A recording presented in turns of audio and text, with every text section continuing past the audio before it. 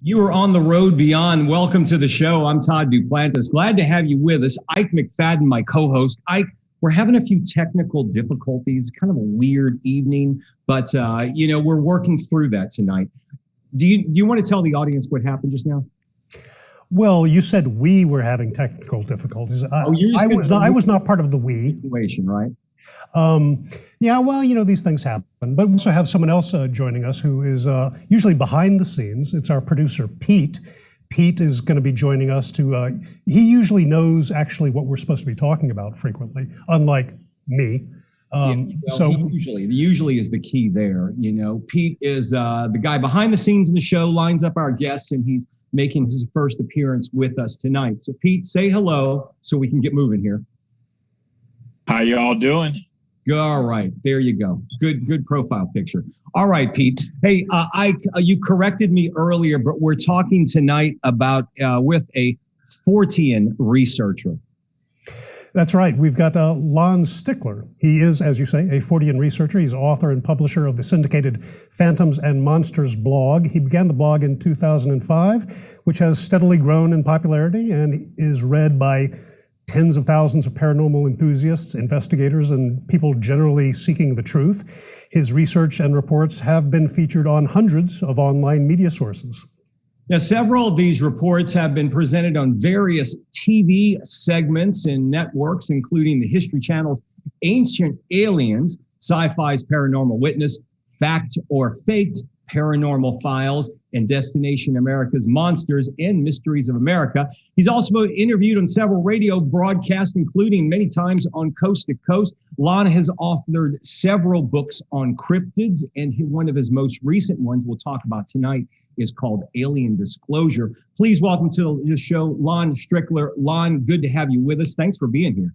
Oh, thanks for having me. I want to talk to you a bit about your book, but we kind of discussed this before we went on the air. We know there's a big report. We say big report coming up from the government in the next few weeks. You're not expecting much from this disclosure, they say, or this report that's upcoming?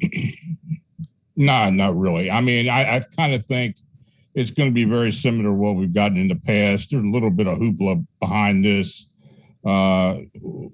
That had involved ATIP and some of the other stuff that was going on at the Pentagon. But all in all, I think it's going to be pretty mundane. The government likes to spoon feed us information. To the degree this is going to go, I just don't think it's going to be a whole lot unless they're going to be talking about extraterrestrial life and whatever that is flying these craft. I don't think it's going to go much beyond that. Well, so Lon, let me ask you this. I tend to agree with you. I'm not expecting a lot. And nothing I've seen come out recently makes me think that there's really advanced technology behind this. But one of the bits I have heard that I think, well, maybe there's some credence to is, okay, I assume it's possible it's some kind of unusual drone activity, since that's something that's come along in the last 5 years or so. I mean, do you think even that's possible? Or do you think this is just nothing but lens flares and dirty video and so forth? I think the craft, for the most part, are something otherworldly, to be honest with you. Now, how they get here, that's the big question. I don't think there's a whole lot to intergalactic travel, as opposed to using time and space and using wormholes and portals to move about. It's been my experience from talking to witnesses and experiencers over the year, and including some things I have gone through. I think that these non-terrestrials, like I call them, have probably been here for quite a while already. And but as far as the lights in the sky that we see, I think there's some instances where there is some intelligence behind it, but I also think there's a lot of it that's government generated as well. Well, but let me follow up on this briefly. You've had like the Tic Tac video, the gimbal video, one of the other ones that have come out in the last bit of time, you actually believe that that is in fact showing some kind of real physical object out there of some sort that's, as you say, from elsewhere?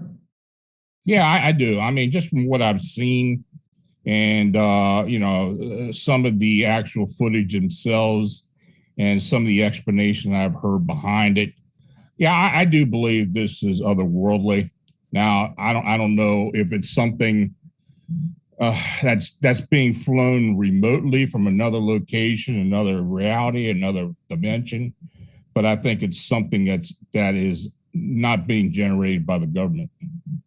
Well, that's what I was going to ask as well. I mean, do you believe there's a secret space program that could be testing out these vehicles, specifically like the Tic Tac videos, which are doing things that defy laws of physics as we know them? Is there a secret space program, and that could these be extraterrestrial or interdimensional? Well, first off, if it was a government program, you wouldn't be seeing it. I mean, that'll be something that would come after it's totally declassified. I mean, if there's a type of craft that we're going to be using for either military or any other means, it's not going to be put out in the public. So that's one thing. So that's the reason why I do believe these are otherworldly craft. Now, as far as these things coming in and out of dimensions, I think there is a possibility that's what's going on. And I can't really say it's another reality, because there could be millions of realities.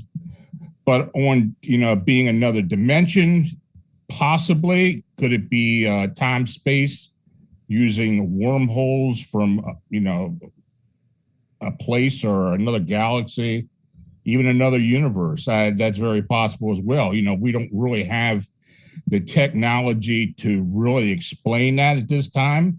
But at some point, when quantum physics and quantum computing becomes much more mainstream, and it's becoming more mainstream every day, then we may start getting answers to it. Well, so let me throw this to Pete. We actually haven't, I don't think we've ever talked about this. What is your take on whether this stuff it's one thing to be otherworldly, it's another thing to be drone technology. Do you have some sense of I don't even know what you think about this. Is this actually an interdimensional thing? Do you think that's possible? I think that we don't know a whole lot about our oceans.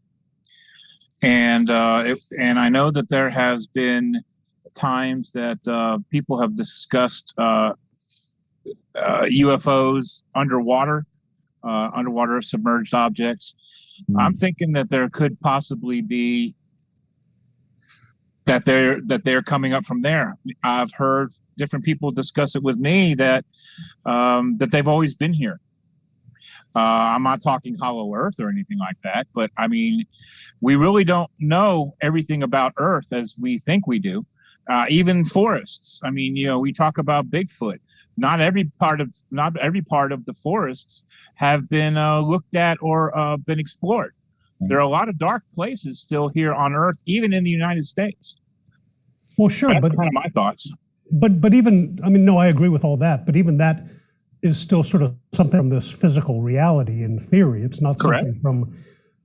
I'm not even entirely sure what people mean when they say. And Lon, you answer this. When you say something's from another dimension or another reality, what exactly does that mean? That means there's a rift between our world and another world. And it can be generated by time-space delineation, the kind of folding of realities, folding of the dimensions to cause, everybody's seen Stargate, something similar to that, but not really that. That's just a lot of fiction what you see there. But I think there is a technology that's being used for these beings to come into our reality.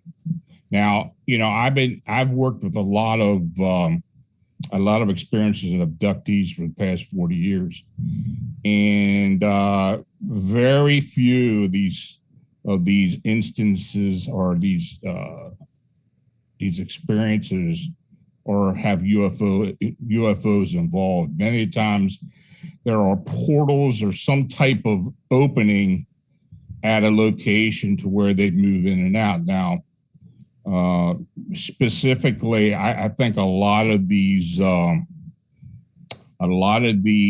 facilities that people are taken to are on the earth. Now I'm talking either in caverns or deep underground or in the oceans.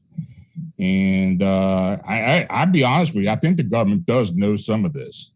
Right. There is one location, or two locations actually, of possible underwater facilities, one off the Pensacola Bay Area and the other one off the coast of Puerto Rico, that are basically cordoned off, and nobody really knows why. And I have talked to an experiencer who actually says that he has been taken to one of those locations. So, and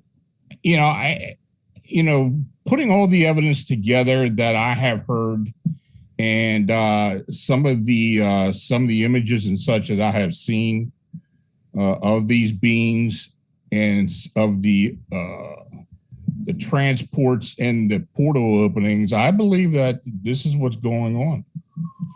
Your book, Lon, is called Alien Disclosure. You can find it on Amazon. And in your book, obviously, as you've told us during this show here, you're maintaining that we're not alone in this universe. But let's get to the alien abductions. And you talked to numerous people that have been abducted. What is the purpose of these abductions? Are they doing experiments? Does anyone know why they're taking people, what the hell they're doing to them, and what's behind it all? For the most part, I don't even think the experiencers know what's going on for the most part. Now, there have been instances where people have had possible sexual relations, or have been some type of DNA manipulation or hybrids. There's been a whole lot about that.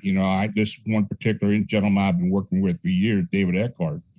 It seems that he has fathered a child who's been shown a child.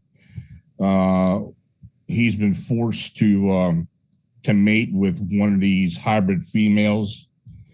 There are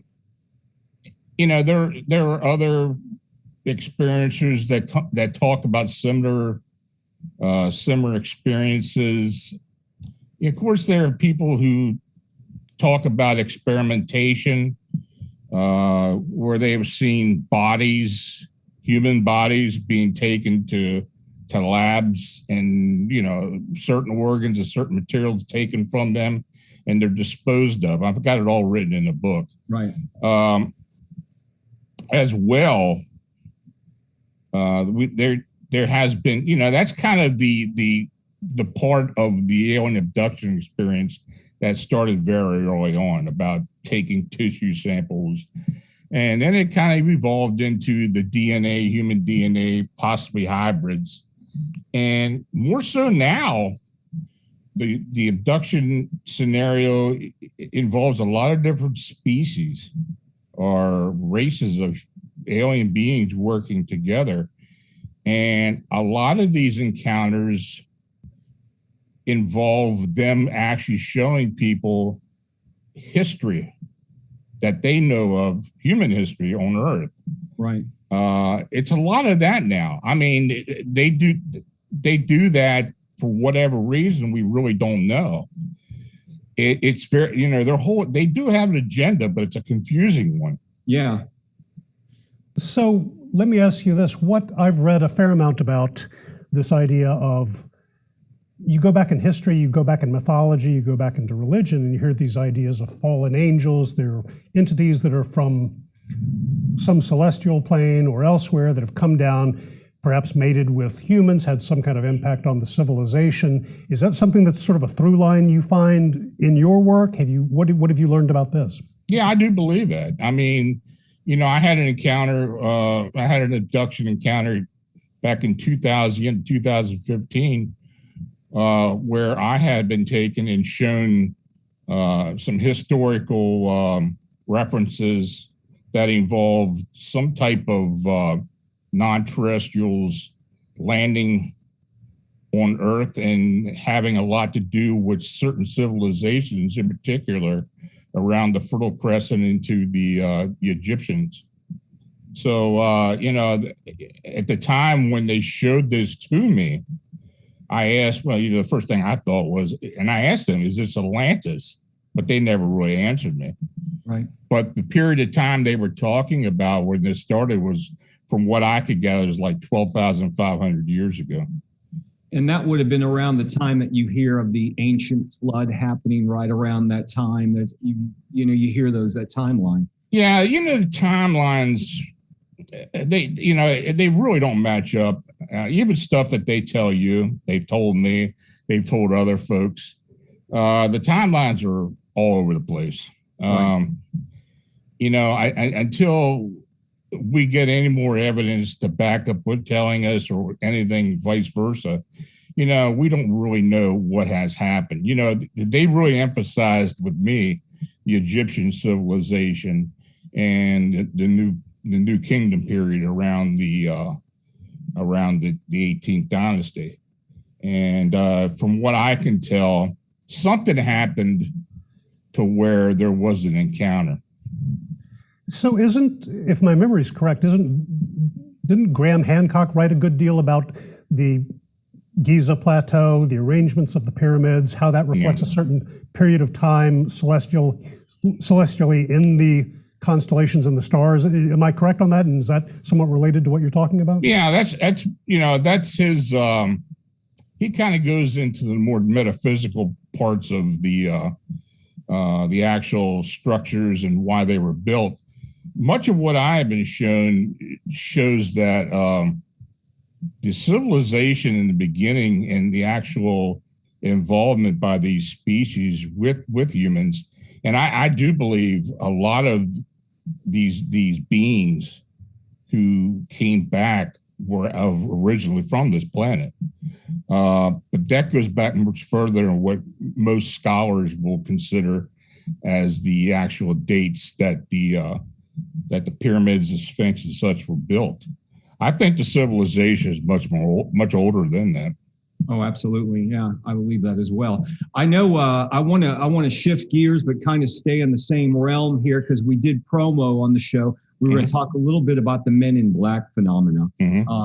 Maybe you can tell us your experience from what you've heard from people regarding this. One of the things, we've had guests on the show, especially it seems like in the past month, that talked about entities and, you know, Men in Black, shadow people, some of the other entities that appear.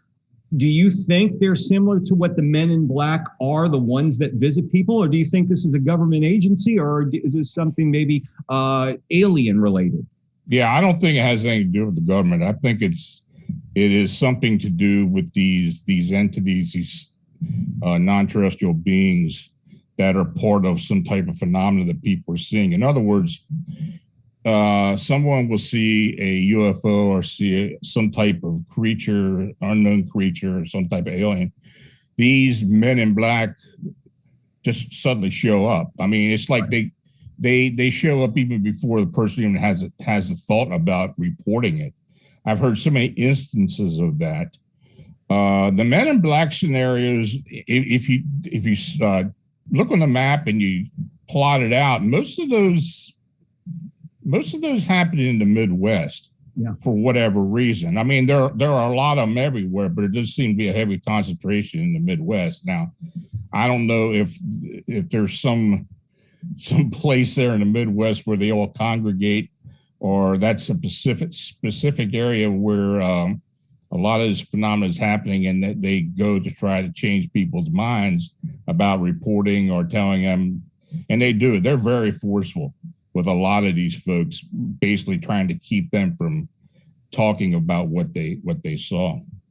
So does that have anything at all to do with, there's that famous book, The Mothman Prophecies by Keel, I believe, where he talks about this idea that he has, that there are these entities that manifest themselves and have done throughout history in some way, interacting or interfering with human development or playing a trickster, and that there's essentially an unknown quality that we'll never know. Is that totally separate from the Men in Black, or is it similar? No, I think we've been investigating the Mothman and winged humanoid sightings in and around Chicago and Lake Michigan area. That's been a constant investigation by my team. And from the very beginning, I believed that the Mothman itself was a summoned being from another realm, another reality, from a strong spirit, indigenous spirit. But I think there's also an alien connection to it, especially with some of the phenomena we've been seeing in and around Chicago.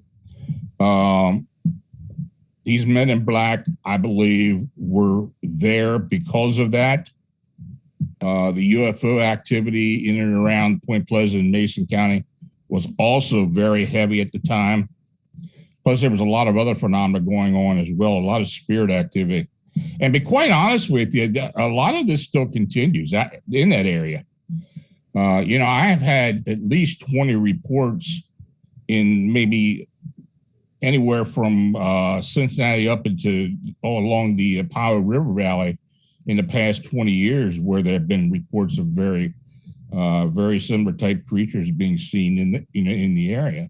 So it just hasn't stopped since the Point Pleasant sightings. But it continues on.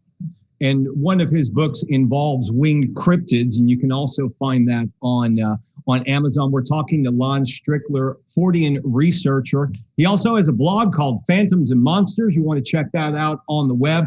Lon, you were talking about the winged cryptids.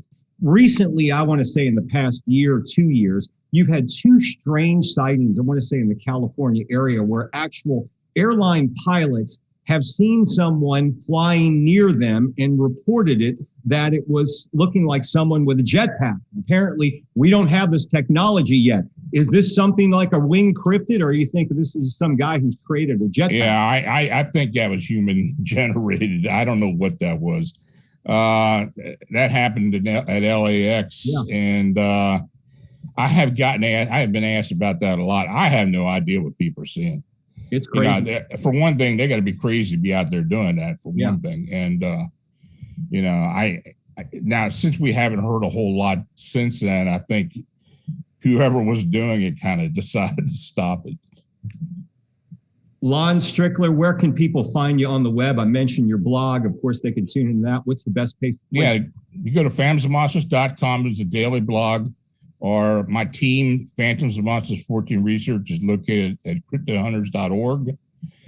And our radio show is Arcane Radio. We're on Beyond Explanation YouTube channel, which is a weekly show each Friday night live. Lon Strickler, we appreciate you being on the show. Thanks for joining us tonight. Thank you. All right.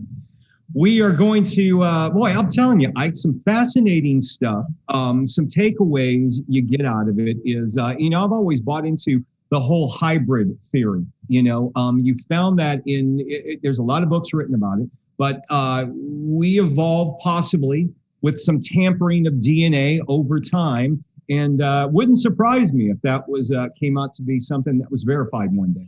Yeah, well, to be fair, Todd, you buy into most anything now, don't you? Well, I appreciate that. I bought into we bought into this show, so what the heck, why not? Do you want to move on to news stuff, or should we wrap this up? Because I know we've got another show coming up. Yeah, let's go ahead and move on to our news real quickly. You got a story you want to throw out? Yeah, and this one I want to bring Pete in on this, because I think this is right up his alley. Pete, our producer. It's on the edge. It's about dirty laundry in space. I was reading an article out of Cape Canaveral on the AP. It asked the question, how do astronauts do laundry in space? And the answer is, well, they don't. They kind of wear their underwear, their gym clothes, and everything else until they can't take the smell anymore, and then they just throw it out the airlock, and I guess it burns up in the atmosphere. My question to either of you, Pete or Todd, why don't we have any alien underwear? If all these things are going on so constantly, shouldn't we have diapers, Depends, something? It's called Lululemon. Okay, they make anti-stink. They have the anti-stink technology, workout clothes. Hello, NASA, give them a call. I see a sponsorship opportunity. How in the heck did I get involved with laundry? Yeah. It just seemed like it would be up. I was thinking about soiling myself. And then I thought, well, who would be interested in this topic? Like, well, Pete. Well, there you go. All right. Oh, Wow. Okay. Can I move on to my story? Because it's kind of gross, but I think please, let's do that. Okay. Ike, this next story comes to us from author Troy Taylor on Facebook. It's the story of the Lady of the Lake, as in Port Angeles, Washington. We're going to take you back to the summer of 1940. A woman's body was found floating in Lake Crescent in Washington State's Olympic National Park. She had been dead for quite some time, but just as mysterious as her identity and cause of death was the state of the corpse. It had turned into a soapy substance. The soap-like condition is known as saponification, and scientists say it happened because of the lake's near-freezing waters reacting with the woman's body fat over a course of years. That's right, years. It turns out the woman was proven to be a 35-year-old Haley Lathan, a waitress from Port Angeles who went missing nearly 3 years prior to being found in the lake. Haley had a troubled life, 2 broken marriages, but she'd hitched up with a husband, number 3, in 1936. Monty Illingworth is his name, and he was known as a ladies' man and a beer truck driver. It sounds like he's right up your alley, Ike. Okay, Haley disappeared around Christmas of 1936. Remember that. With Monty telling friends, she ran off with another man. Of course, when the body was found, it took investigators some time to determine their identity and the cause of death. However, they were able to distinguish bruising around her neck that she was beaten. They also found a distinctive upper dental plate that she had, and she also had a rope tied around her neck, and they traced that to a nearby hardware store. It was later determined that Monty himself borrowed such a rope from the store owner. What a coincidence. Police traveled down the coast and found Monty living in Long Beach, California. He was arrested in October of 1941 and charged with murder. The trial became a national news sensation, with the seats filling up in the courtroom daily. During the trial, Haley's friends identified the clothing found on her body as being hers, and the dentist confirmed the denture. Monty claimed he didn't do it. The body was another woman he just happened to kill. Well, that didn't work for him. He was convicted of murder, served nearly 10 years, then paroled. He moved away and passed away in 1974 in Los Alamos, California. So there you go. The Lady of the Lake just turned into soap. Well, to be fair, who of us hasn't accidentally been accused of murder on occasion? It does happen. Well, you got to love his alibi, though. I didn't kill my wife. It's another woman that's in the lake. She's run off with some dude. It's all a big mistake. Look, Yeah. as I've said, we've all been there. Yeah. So there you go. All right, Ike, Pete, stick around. We've got our next guest, Tuesday, Miles on deck. We will be back with another show shortly. Find us on Facebook and Twitter as the Road Beyond Podcast. We're going to be live streaming on our YouTube channel starting next week. And it's also called the Road Beyond Podcast as well. Ike, say goodnight. Yeah, good night and see you next time. Thanks for joining us. All right, folks, we'll see you next time, next episode on the Road Beyond.